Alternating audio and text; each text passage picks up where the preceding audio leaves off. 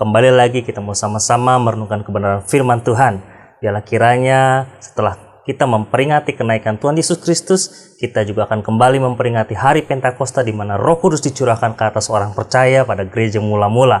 Dan saat ini kita akan sama-sama membahas bagaimana lawatan kuasa Roh Kudus dapat mengubah setiap kehidupan orang pribadi lepas pribadi.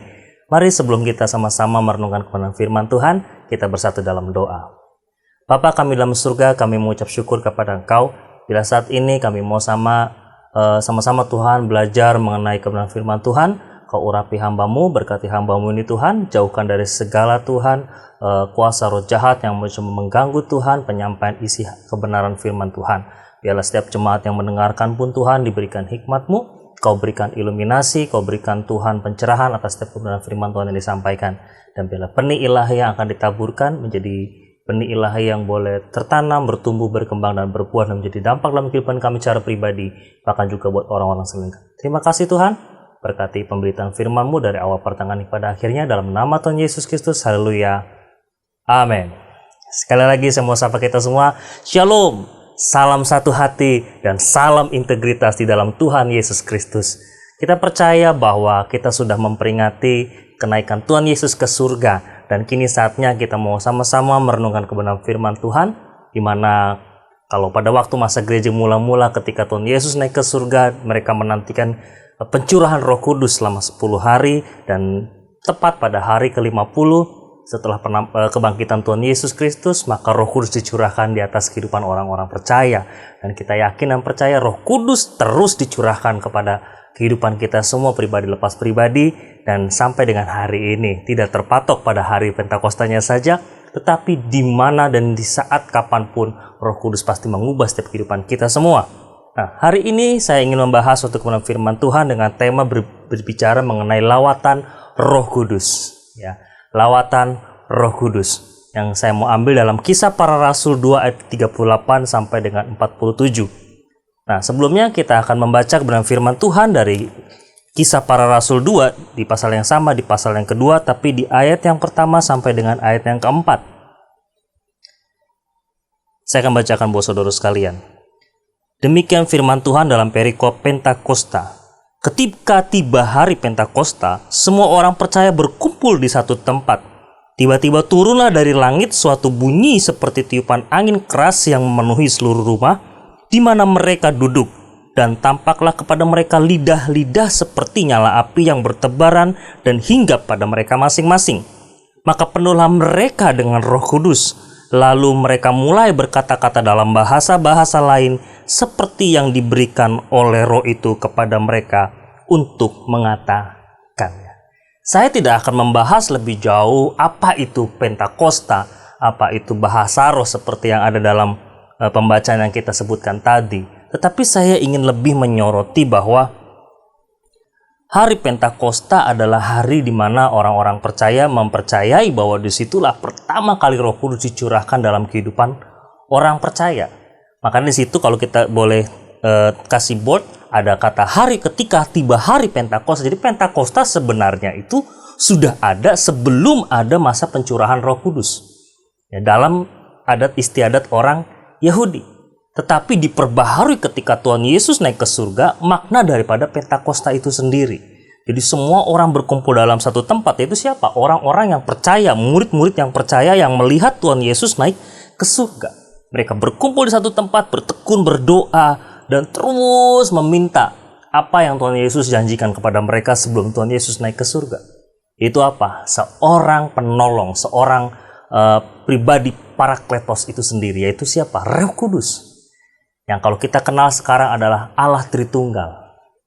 Ya, jadi Allah Roh Kudus, Allah Bapa, Allah Anak bukanlah tiga Allah, tetapi satu Allah dalam asal Allah Tritunggal, satu hakikat, tetapi beda pribadi.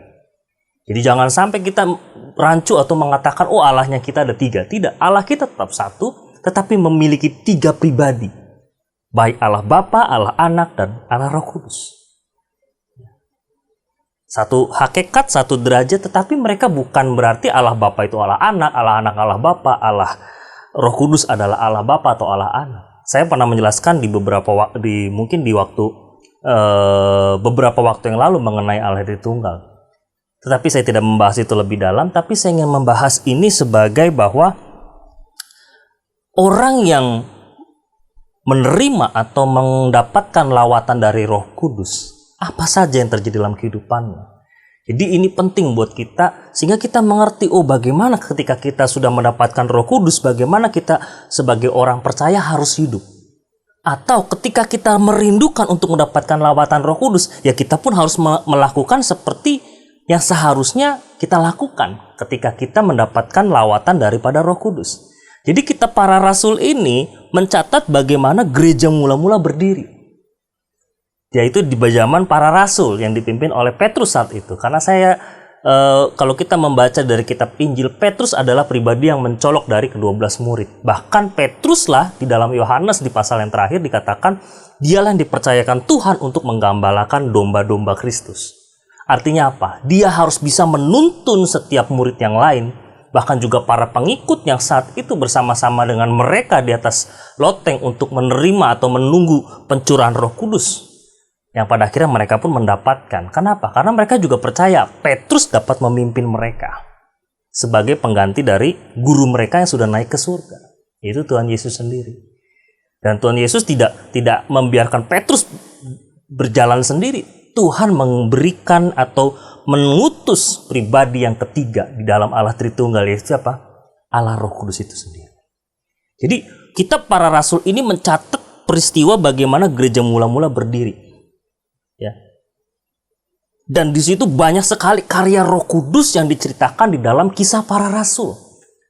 Makanya ada beberapa teolog atau juga mungkin dosen-dosen yang mengajar saya mengatakan sebenarnya lebih cocok bahwa dikatakan kitab para rasul ini bukanlah kitab para rasul, tetapi kitab perbuatan-perbuatan Roh Kudus. Kenapa? Karena di sini dicatat semua tentang apa yang dilakukan Roh Kudus.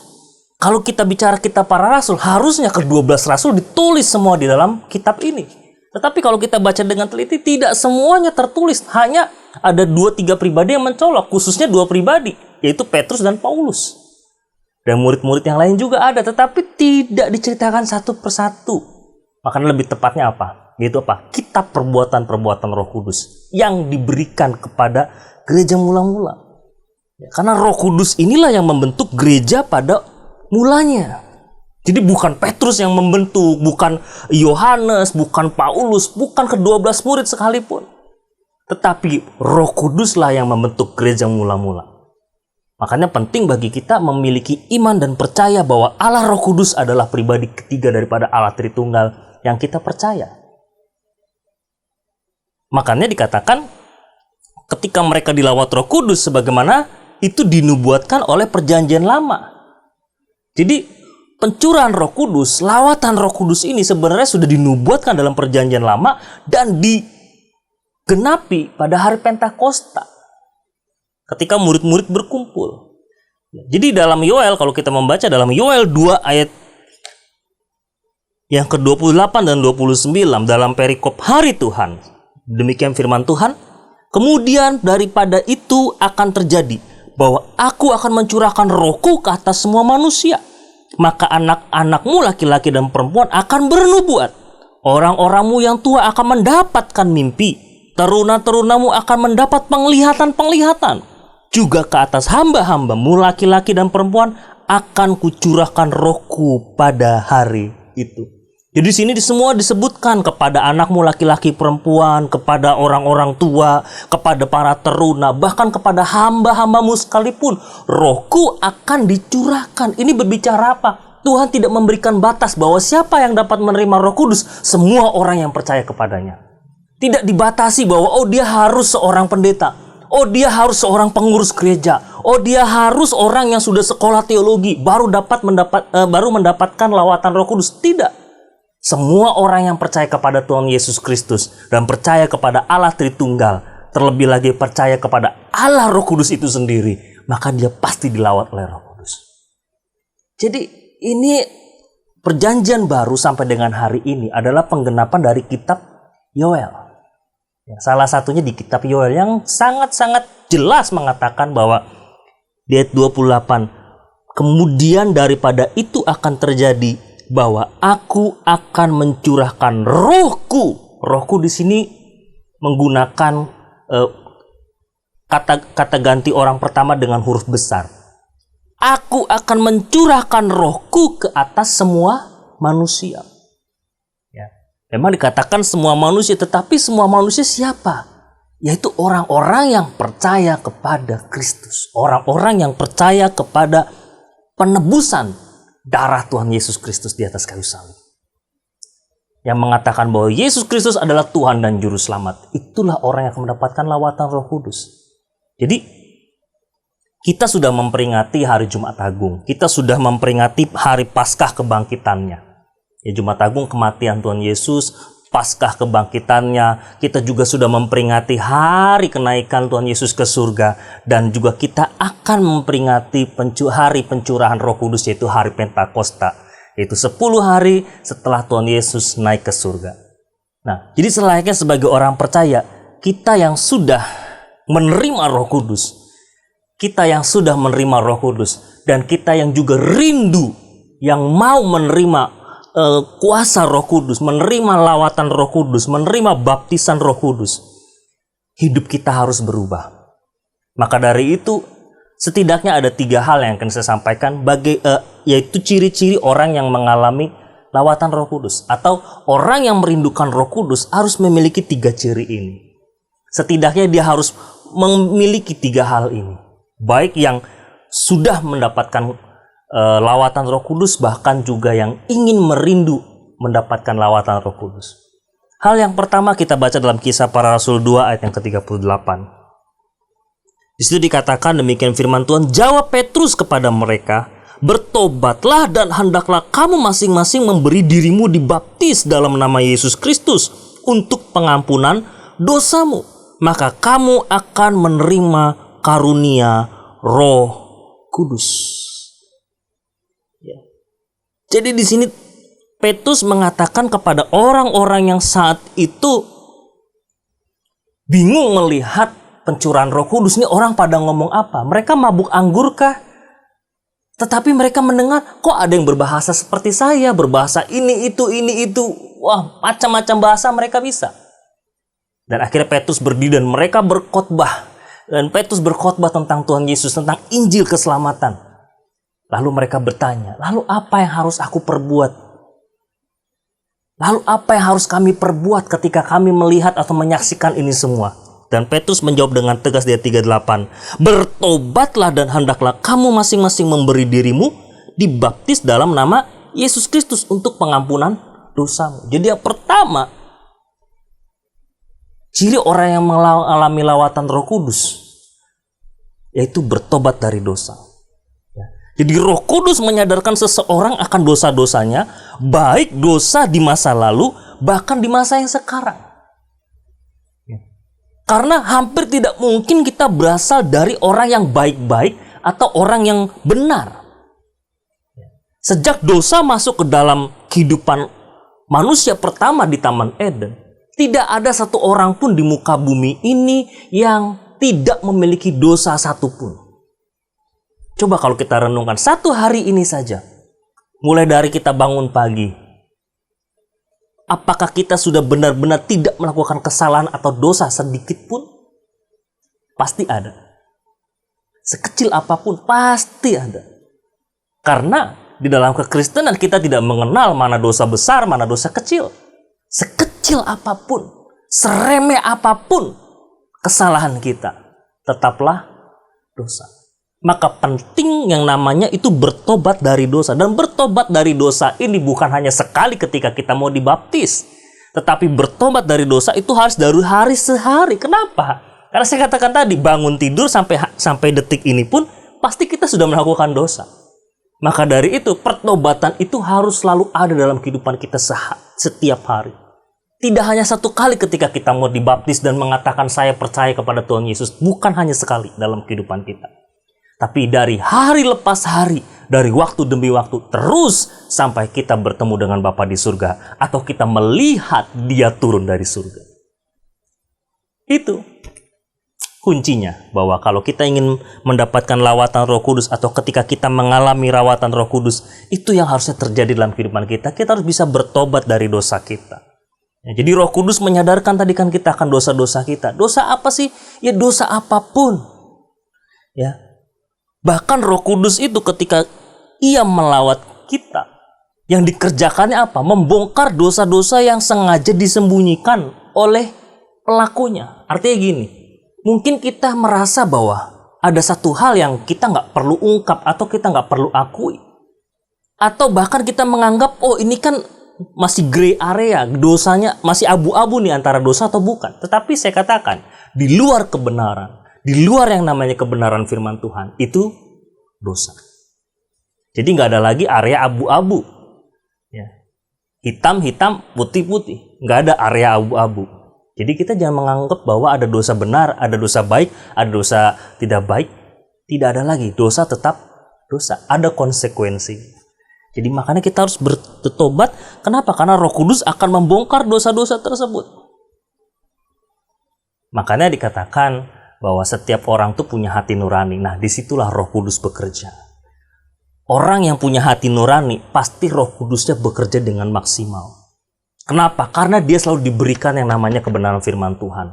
Yaitu apa? Makanya makanannya Roh Kudus, artinya roh kita kalau diberi makannya itu dengan kebenaran firman Tuhan, maka ketika kita melakukan dosa sekecil apapun, itu pasti hati nurani kita akan menegur kita. Ya. Jadi nggak ada lagi tuh dosa-dosa yang tersembunyi.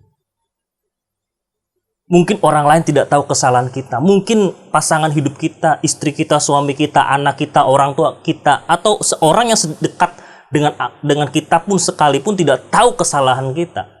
Tetapi Roh Kudus bisa menyelidiki kita sampai kedalaman hati kita. Makanya dia bisa membongkar dosa-dosa kita. Ya. Jadi hal tersebut bisa saja terjadi kan dalam kehidupan kita sebagai ujian. Jadi untuk membongkar dosa itu Tuhan memberikan ujian. Apakah kita sudah benar-benar lepas dari dosa tersebut atau tidak? Lalu bagaimana respon kita? Apakah respon kita benar atau respon kita salah ketika dosa itu diungkap kembali? Jadi ketika dosa-dosa tersebut muncul kembali dalam perjalanan hidup kita, bagaimana respon kita? Apakah kita menganggapnya, wah itu kelemahan saya? Ini seringkali menjadi alasan kita. Oh itu kelemahan saya. Oh itu kekurangan saya tidak bisa merubahnya. Itu sangat penting.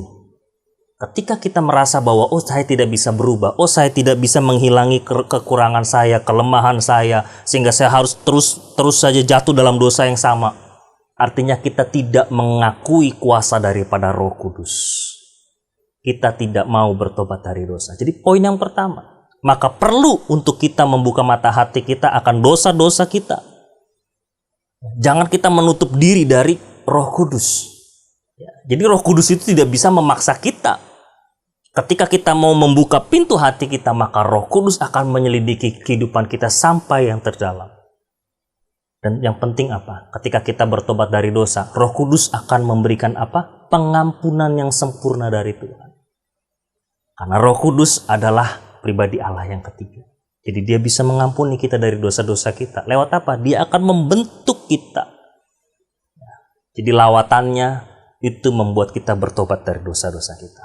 Yang kedua, kalau orang sudah dilawat oleh Roh Kudus, yang kedua, di dalam Kisah Para Rasul 2 ayat yang ke-42, demikian firman Tuhan, mereka bertekun dalam pengajaran rasul-rasul dan berkumpul mereka bertekun dalam pengajaran rasul-rasul dan dalam persekutuan. Dan mereka selalu berkumpul untuk memecahkan roti dan berdoa. Ya, kita garis bawahi saja dari poin yang A saja. 42a, mereka bertekun dalam pengajaran rasul-rasul dan dalam persekutuan. Jadi orang yang mengalami lawatan Roh Kudus, seseorang yang sudah dilawat oleh Roh Kudus, akan terlihat nyata menjadi orang yang semakin mencintai firman Tuhan. Ya, dia suka mendengarkan firman Tuhan, dia suka merenungkan firman Tuhan, dia suka untuk terus membaca kebenaran firman Tuhan.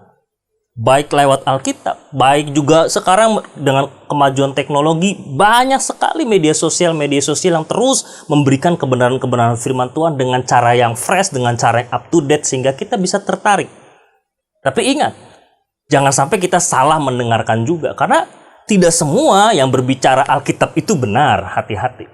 Karena penyesat itu muncul bukan dari luar, tetapi penyesat itu dari dalam. Makanya banyak orang juga yang salah menafsirkan kebenaran firman Tuhan, tetapi mereka mendengarkannya itu dengan baik dan melakukannya lagi. Dan mengiyakan lagi apa yang disampaikan. Sekarang banyak sekali. Ya. Saya tidak mengecilkan orang-orang yang tidak mengenyam sekolah teologi atau orang-orang yang tidak belajar dengan teologi secara benar atau secara komprehensif, tetapi ketika mereka hanya belajar dari pengalaman saja, mereka tidak bisa mentafsirkan kebenaran firman Tuhan itu secara komprehensif dengan sejarah Alkitab itu sendiri, dengan sejarah gereja, dengan segala sesuatu yang berhubungan dengan Alkitab itu sendiri.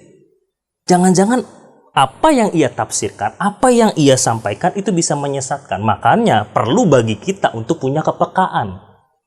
Makanya Roh Kudus itulah yang menjadi filter kita. Ketika ada firman Tuhan yang menyesatkan, maka Roh Kudus itu akan mengatakan kepada kita, oh ini tidak benar, oh ini salah, oh ini tidak tepat.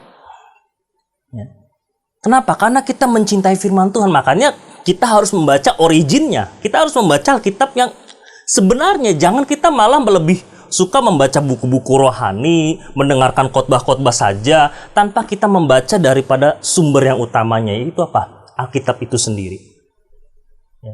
Apalagi sekarang kita sudah dimanjakan dengan teknologi, ada Alkitab audio. Kalau kita nggak sempat baca, mata kita sering capek kalau baca Alkitab, bahkan itu menjadi obat tidur kita mungkin. Sekarang sudah ada Alkitab audio yang kita bisa dengar ketika kita naik mobil kah, ketika kita sedang melakukan aktivitas di atas kendaraan bermotor sekalipun, kita bisa mendengarkan Alkitab audio. Ya. Sehingga itu menjadi makanan buat manusia roh kita. Ya. Jangan cuma mendengarkan lagu-lagu cinta, hanya mendengarkan lagu-lagu rock, ya, lagu-lagu pop yang sekarang lagi hits. Jangan. Ya, cobalah mendengarkan Alkitab itu sendiri. Ya. Karena ini sumbernya. Boleh kita mendengarkan khotbah, boleh kita membaca buku-buku rohani, boleh kita membaca artikel-artikel tafsiran rohani yang lainnya. Tetapi kita jangan lupa kepada sumbernya. Karena ini sumbernya. Kalau kita baca dari sumbernya, kita akan lebih mengerti. Kenapa? Karena ketika kita membaca, ketika kita mendengar kebenaran ini, yaitu Alkitab itu sendiri, maka Roh Kudus itu akan melawat kita. Membuat kita mengerti apa sih yang dimaksud dari ayat ini. Mengiluminasikan kita, mencerahkan kita. Ya. Jadi, orang yang dilawat Roh Kudus, mereka akan dengan kesadaran yang merenungkan firman Tuhan itu siang dan malam. Ya. Sehingga kehidupannya itu dibuat berhasil oleh Tuhan. Jadi ingat, bukan hanya merenungkan, ya, tetapi juga kita harus melakukan dan menyaksikannya. Nah, ini penting. Jangan cuma merenungkan, tapi kita harus juga melakukan dan menyaksikan kepada orang lain kebenaran itu sendiri. Ya. Jadi orang yang bertekun dalam firman ini, ya, dia juga suka berkumpul atau bergaul dengan saudara-saudara seiman maupun yang tidak seiman, dan terus yang dibicarakan apa? Kebenaran firman Tuhan. Setidaknya ada firman Tuhan yang disampaikan. Apalagi di era media sosial sekarang, jangan media sosial kita dipenuhi dengan hal-hal yang duniawi semata, hal-hal materi semata, hal-hal kehidupan lifestyle semata, tapi kita juga harus penuhi dengan kebenaran firman Tuhan. Minimal ada 1-2 ayat yang kita tampilkan di media sosial kita, kita sampaikan lewat media sosial kita. Kenapa? Supaya kita bisa menjadi terang bagi orang lain. Ya. Jadi dengan kemajuan teknologi, kita tidak hanya bisa bersaksi di dalam gereja atau dalam komunitas sel, di dalam kul-kul saja, tetapi kita bisa bersaksi, memberitakan Injil, menyampaikan Injil ini kepada dunia yang sangat luas. Lewat apa? Media sosial. Makanya jangan pakai media sosial kita hanya untuk kebutuhan pribadi kita, tapi kita mari pergunakan untuk menuntaskan apa yang menjadi amanat agung daripada Tuhan kita Yesus Kristus. Menjadikan seluruh bangsa, semua manusia ini murid Tuhan. Dan mereka boleh dibaptis dalam nama Tuhan Yesus Kristus. Itu kuncinya. Jadi orang yang dilawat Roh Kudus pasti dia suka bertekun di dalam firman. Bahkan terus mempelajari hal-hal rohani. tekun belajar tentang kebenaran firman Tuhan. Terus menggali, dibaca ulang. Jangan hanya baca dari Kejadian sampai Wahyu, sudah selesai, sudah tamat. Artinya sudah selesai membaca Alkitab. Tidak, sampai kita dipanggil Tuhan, sampai kita bertemu dengan Tuhan, kita harus terus membaca kebenaran firman Tuhan ini, merenungkan kebenaran firman Tuhan ini. Kalau kita tidak mengerti, banyak buku tafsiran. Nah, saya katakan tadi, yang utamanya di sini. Kalau kita nggak ngerti, baru kita baca buku-buku rohani, referensi yang lain, buku-buku tafsiran, atau kita menanyakan kepada hamba Tuhan. Supaya kita tahu dari sumbernya dulu, kita nggak ngerti, kita sharing dengan orang lain yang lebih ngerti. Yang setidaknya bisa memberikan kita pencerahan dari apa yang kita tidak mengerti ini. Jadi kita nggak ngerti, kita baca aja terus dulu, baca terus. Sambil kita juga baca suplemen, yaitu buku-buku tafsir atau buku-buku rohani lainnya, atau khotbah-khotbah lainnya, seminar-seminar rohani yang lainnya, sehingga kerohanian kita boleh diperlengkapi secara utuh. Manusia roh kita semakin hari semakin bertumbuh, dan kita akan memiliki kepekaan rohani, sehingga kita, saya katakan tadi di awal, tidak mudah tersesat. Ingat, penyesat bukan dari luar, tetapi penyesat dari dalam. Menggunakan apa? Menggunakan Bible juga, menggunakan Alkitab juga. Jadi dengan ayat yang sama kita bisa dibangun dan kita bisa diselamatkan. Tetapi dengan ayat yang sama kita pun bisa disesatkan. Jadi tergantung dengan oleh siapa Alkitab itu disampaikan. Jadi jangan-jangan saya ada yang salah menyampaikan tanpa disadari, tapi kita percaya. Tapi jangan-jangan apa yang saya sampaikan itu sesat. Kita tidak bisa menyadari. Tapi kalau kita bertekun dalam firman Tuhan, membaca firman Tuhan dengan tekun, merenungkan, mempelajari, maka kepekaan itu akan membuat kita tidak mudah tersesat. Jadi intinya, kita tidak berhenti belajar. Jangan merasa puas diri akan kebenaran firman Tuhan. Oh, saya sudah ngerti. Oh, saya sudah ngerti. Banyak orang yang berkata, saya sudah mengerti. Tetapi sesungguhnya yang harusnya adalah kita tidak pernah merasa puas dan kita tidak akan pernah bisa mengerti 100% apa itu Alkitab. Sampai nanti kita bertemu muka dengan yang menjadi isi atau tokoh dalam Alkitab sentral, tokoh sentral dalam Alkitab siapa? Tuhan Yesus Kristus. Baru kita mengerti apa yang dimaksud dari Kejadian sampai dengan Wahyu. Jadi yang kedua, yang pertama tadi orang bertobat dari dosa, yang kedua dia bertekun dalam firman, dan yang terakhir orang yang dilawat oleh Roh Kudus, yang ketiga yaitu apa? Bersekutu dengan sesama. Di dalam Kisah Para Rasul 2 ayat yang ke-46 dikatakan, dengan bertekun dan dengan sehati mereka berkumpul tiap-tiap hari dalam bait Allah. Mereka memecahkan roti di rumah masing-masing secara bergilir dan makan bersama-sama dengan gembira dan dengan tulus hati. Kita garis bawahi ayat 46a. Dengan bertekun dan dengan sehati mereka berkumpul tiap-tiap hari dalam bait Allah. Mungkin sekarang pandemi, kita nggak bisa berkumpul dalam gereja, kita nggak bisa berkumpul dalam komunitas sel. Mungkin terbatas, mungkin ada yang sudah bisa, ada yang tidak bisa. Tetapi poinnya bukan kita bisa berkumpul atau tidak berkumpul, tetapi kita punya yang namanya kerinduan untuk punya komunikasi satu dengan yang lain, punya persekutuan intim satu dengan yang lain, persekutuan pribadi. Mungkin dalam gereja itu persekutuannya terlalu universal, tetapi kita punya persekutuan yang pribadi, kita dengan teman gereja kita dengan teman pelayanan kita dengan pasangan kita pun di rumah, dalam keluarga kita. Itu persekutuan kecil yang harus kita jaga. Makanya kita harus bisa bersekutu dengan sesama. Jangan kita hanya merenungkan firman Tuhan sendiri, tapi mari kita ajak orang-orang di sekeliling kita untuk kita sama-sama saling menguatkan, saling berbagi satu dengan yang lain. Jadi bersekutu dengan sesama untuk berbagi, saling menguatkan, dan saling meneguhkan. Apalagi tengah-tengah pandemi sekarang ini, kita perlu saling menguatkan satu dengan yang lain. Saya pernah mengatakan pandemi ini banyak sekali yang terjadi. Orang di PHK, ekonomi sekali yang bukan saya katakan tidak menjadi makin baik ya, tetapi banyak orang yang di PHK, orang yang kesulitan ekonomi. Bahkan juga karena hal pandemi ini, tidak sedikit orang pun yang putus asa. Ya, angka bunuh diri biasanya sekian bisa naik sekian persen di tengah-tengah pandemi ini. Kenapa? Karena mereka tidak ada persekutuan satu dengan yang lain. Tapi kalau kita punya persekutuan satu dengan yang lain, kita punya komunikasi satu dengan yang lain, punya hubungan yang intim satu dengan yang lain, Ya bukan hanya dengan pasangan kita saja, tetapi dengan teman-teman pelayanan, dengan teman-teman gereja, teman kantor yang bisa membangun kita satu dengan yang lain ya. Ini teman-teman yang membangun, ingat ya, teman-teman yang membangun, bukan teman-teman yang menjatuhkan. Maka kita akan dikuatkan sekalipun di masa pandemi ini.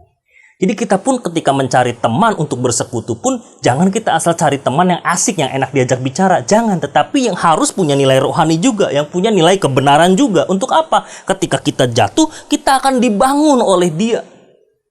Jangan punya teman ketika kita sedang diberkati, dia dekat sama kita. Ketika kita jatuh, dia berkata, oh syukurin lu dosa sih, lu salah sih. Tidak membangun, tidak menguatkan, tapi malah memojokkan kita. Bahkan meninggalkan kita begitu saja. Makanya bersekutu itu dengan sesama ini berbicara bersekutu atau punya persekutuan dengan saudara seiman. Kenapa saya tegas dengan perkataan saudara seiman? Karena kalau bukan dengan saudara seiman, sudah pasti belum tentu itu pasti membangun. Ya, dengan saudara seiman saja, yang mungkin KTP-nya sama-sama Kristen, mungkin satu gereja, belum tentu loh dia bisa membangun sesamanya, bahkan bisa menggunjing orang yang ada di sampingnya atau di sebelah kursinya. Jadi bersekutu dengan sesama artinya kita bisa membangun satu dengan yang lain. Ya, lawatan Roh Kudus menyadarkan kita untuk kesaling tergantungan satu dengan yang lain. Kenapa? Karena kita ini bukan orang yang hidup sendiri-sendiri. Sebagai murid Kristus, kita adalah kelompok.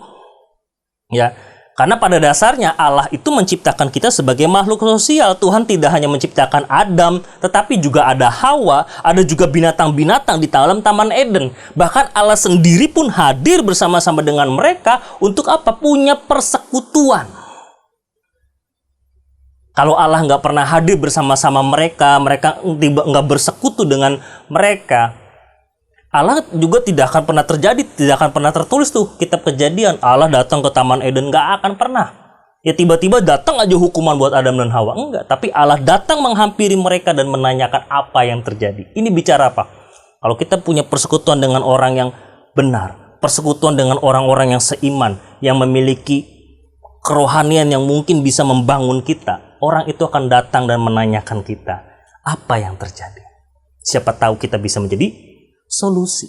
Dan Allah menjadi solusi buat Adam dan Hawa ketika mereka jatuh dalam dosa. Nah itulah pentingnya kita. Kalau kita sudah dilawat Roh Kudus, kita bersekutu dengan sesama, jangan karena kita ingin merasa diuntungkan, ingin merasa kita mendapatkan sesuatu, tapi justru kita harus bisa berbagi sesuatu dengan orang-orang tersebut. Makanya dalam komunitas sel, di dalam gereja, di dalam keluarga, kita kuncinya itu satu, berbagi. Saling menguatkan dan saling meneguhkan. Jadi bersekutu untuk bersama berbagi itu indah sekali. Ya. Meskipun sekarang dalam masa pandemi ini terbatas, ya, dengan waktu, dengan jarak, tapi dengan teknologi kita bisa bersekutu dimanapun. Ada Zoom, ada WhatsApp call, video call, semuanya bisa dilakukan dengan teknologi sekarang. Makanya kalau ada yang berkata, wah saya susah untuk ketemu, masih bisa kok. Banyak fasilitas, ada Zoom, ada Skype, ada Google Room, banyak sekali media yang bisa kita pakai. Jadi intinya berkumpul bukan hanya untuk perkara materi dan dunia, tetapi lebih kepada saling menguatkan satu dengan yang lain, saling membangun dan bukan untuk menjatuhkan. Jadi poinnya, kalau kita perlu refleksikan, apakah kita sudah benar-benar bertobat dan bukan hanya kamuflase semata? Ya. Apakah kita sudah benar-benar bertobat bukan hanya kamuflase semata? Ya. Jangan terus kita jatuh tergeletak, tapi mari kita bangun kembali bila jatuh tersandung. Jadi kalau kita jatuh, kita harus bisa bangun kembali. Itulah pertobatan yang sejati. Tidak pernah kita cuma sekali bertobat, tetapi pertobatan itu harus hari demi sehari sampai kita bertemu dengan Tuhan Yesus Kristus. Dan yang kedua, apakah kita sudah benar-benar memiliki kebenaran sejati dalam hidup ini? Jangan kita merasa puas diri dan tahu segalanya, tetapi belajarlah untuk menjadi bodoh di dalam mengerti kebenaran firman Tuhan. Dan dalam pengetahuan ini, kebenaran firman Tuhan. Sehingga kita bisa belajar terus. Ya. Dan kita akan lulus nanti ketika kita dipanggil sama Tuhan atau bertemu dengan Tuhan Yesus. Dan yang ketiga, apakah kita memiliki kepedulian dan belas kasihan antara satu dengan yang lain. Jangan kita menjadi pribadi yang menyendiri, sibuk dengan diri sendiri, tanpa memperhatikan sekeliling kita. Maka jadilah berkat buat orang lain. Kalau hidupmu sudah dilawat oleh Roh Kudus, teruslah bertobat setiap hari. Teruslah mengenal kebenaran firman Tuhan tanpa henti. Dan teruslah menjadi berkat dimanapun engkau berada. Tuhan Yesus memberkati kita semua. Mari kita bersatu dalam doa. Bapa kami dalam surga, kami mengucap syukur kepada Engkau Tuhan untuk setiap benih firman Tuhan yang ditaburkan.